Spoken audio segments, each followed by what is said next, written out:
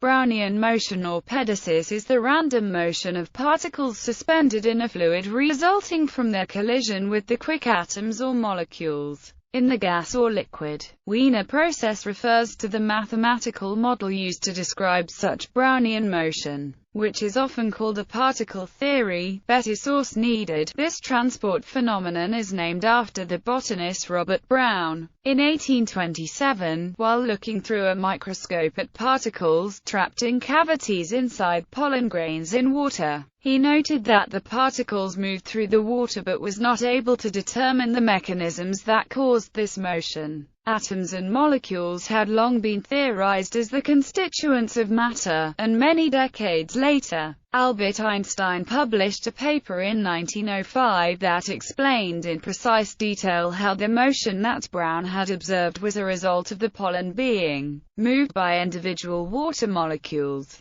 This explanation of Brownian motion served as definitive confirmation that atoms and molecules actually exist, and was further verified experimentally by Jean Perrin in 1908. Perrin was awarded the Nobel Prize in Physics in 1926 for his work on the discontinuous structure of matter. The direction of the force of atomic bombardment is constantly changing, and at different times the particle is hit more on one side than another, leading to the seemingly random nature of the motion. The mathematical model of Brownian motion has numerous real-world applications. For instance, stock market fluctuations are often cited, although Benoit Mandelbrot rejected its applicability to stock price movements in part because these are discontinuous. Brownian motion is among the simplest of the continuous time stochastic processes, and it is a limit of both simpler and more complicated stochastic processes.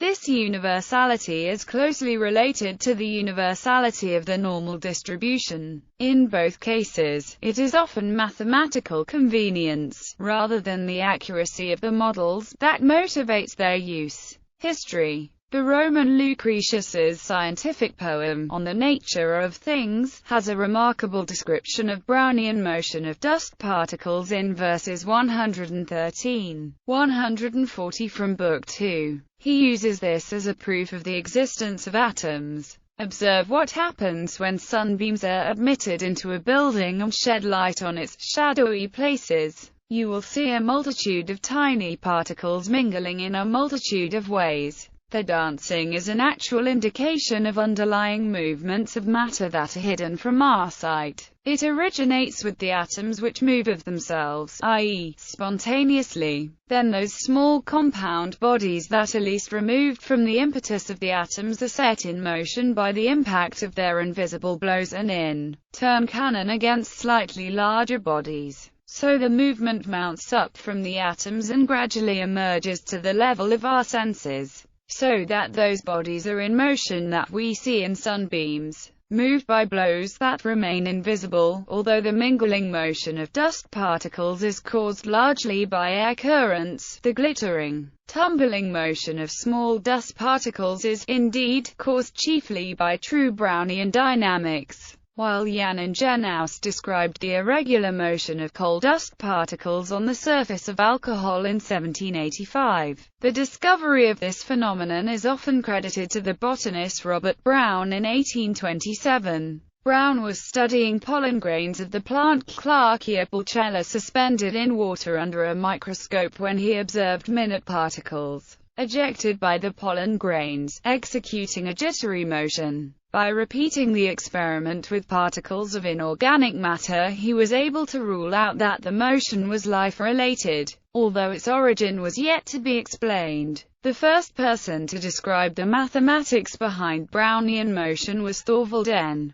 Thiele in a paper on the method of least squares published in 1880. This was followed independently by Louis Bachelier in 1900 in his Ph.D. thesis, The Theory of Speculation, in which he presented a stochastic analysis of the stock and option markets. Albert Einstein and Marian Smoluchowski brought the solution of the problem to the attention of physicists, and presented it as a way to indirectly confirm the existence of atoms and molecules. Their equations describing Brownian motion were subsequently verified by the experimental work of Jean-Baptiste Perard in 1908. Einstein's theory. There are two parts to Einstein's theory. The first part consists in the formulation of a diffusion equation for Brownian particles, in which the diffusion coefficient is related to the mean-squared displacement of a Brownian particle, while the second part consists in relating the diffusion coefficient to measurable physical quantities.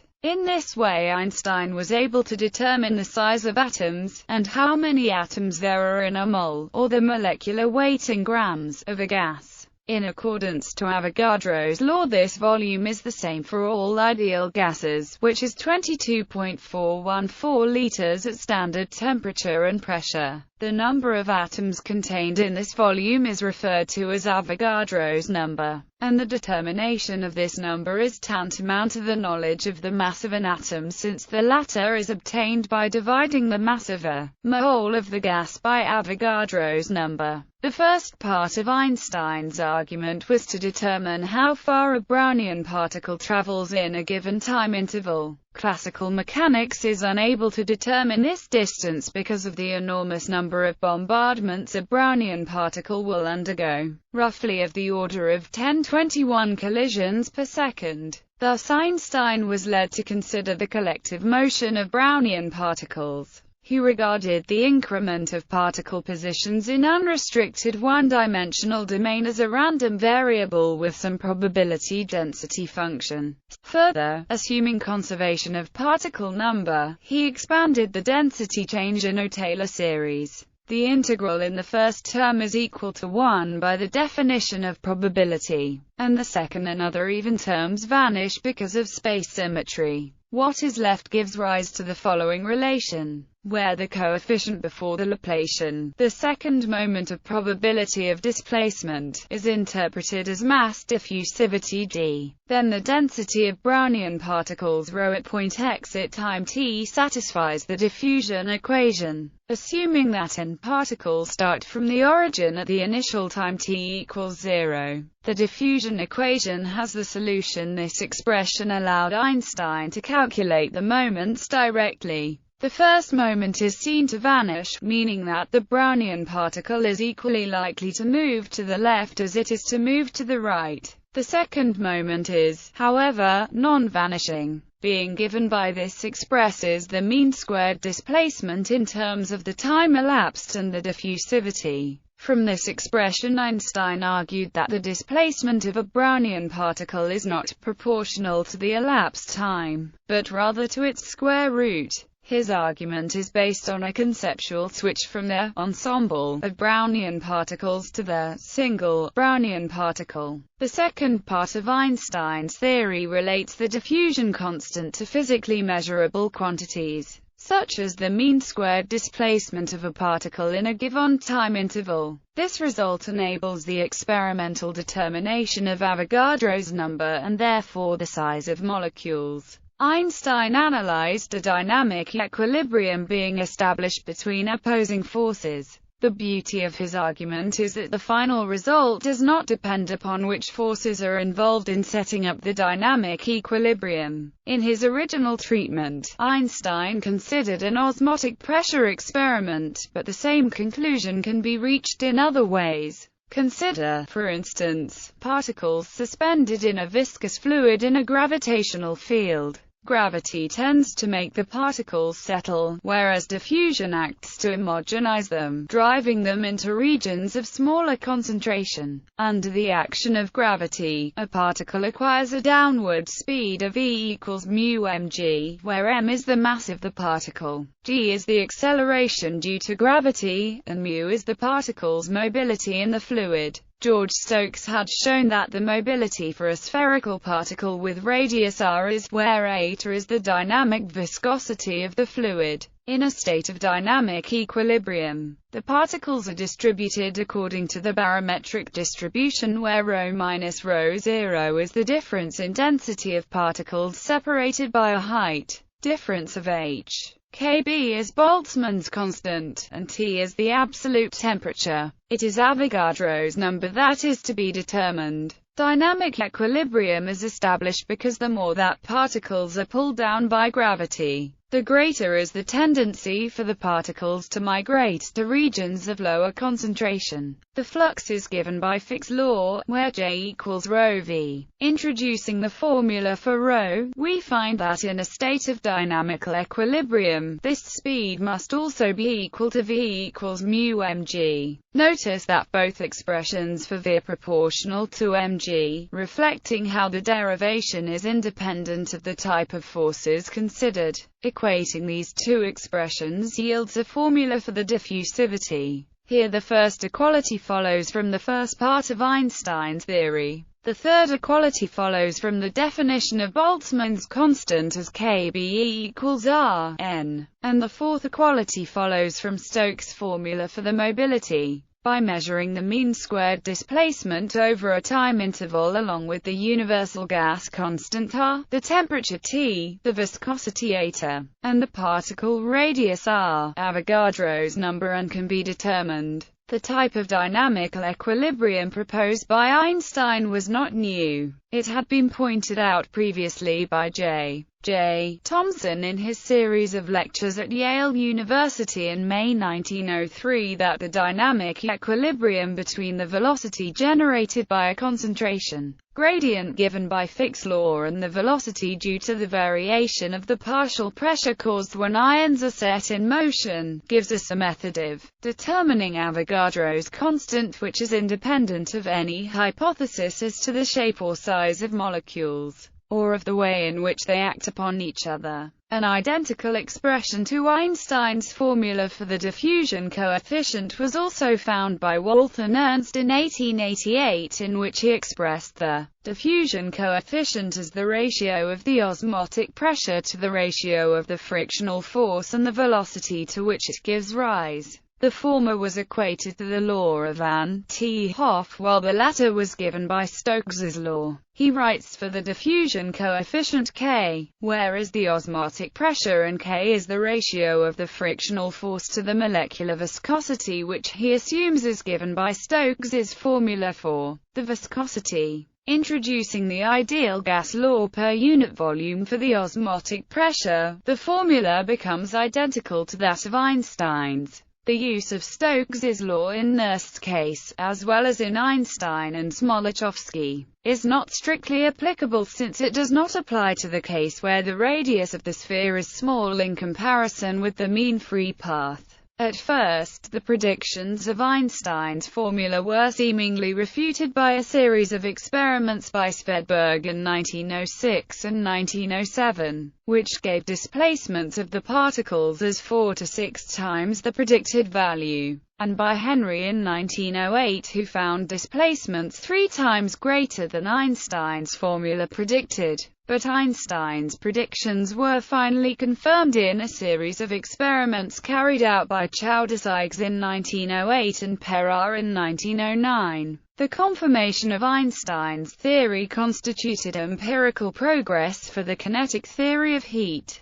In essence, Einstein showed that the motion can be predicted directly from the kinetic model of thermal equilibrium. The importance of the theory lay in the fact that it confirmed the kinetic theory's account of the second law of thermodynamics as being an essentially statistical law. Intuitive metaphor. Consider a large balloon of 10 meters in diameter. Imagine this large balloon in a football stadium. The balloon is so large that it lies on top of many members of the crowd. Because they are excited, these fans hit the balloon at different times and in different directions, with the motions being completely random. Consider now the force exerted at a certain time. We might have 20 supporters pushing right, and 21 other supporters pushing left, where each supporter is exerting equivalent amounts of force. In this case, the forces exerted towards the left and the right are imbalanced in favor of the left. The balloon will move slightly to the left.